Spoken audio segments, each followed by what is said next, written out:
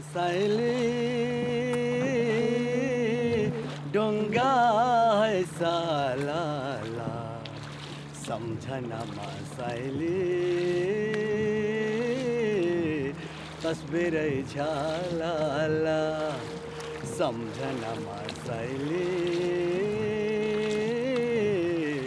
तस्बिर झालाला एवा तालमा साइली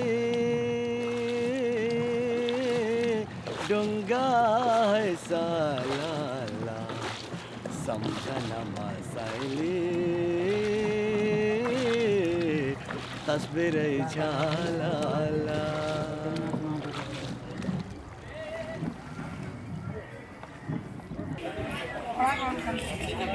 호수 한가운데 있는 섬에 도착했다. 이곳에는 해와 호수만큼 유명한 바라히 힌두교 사원이 있다. 혼인의 사원이라고도 불리는데 닭이나 오리, 양 등을 공양한 후 사원을 한 바퀴 돌면 연인과의 사랑이 이루어진다고 한다.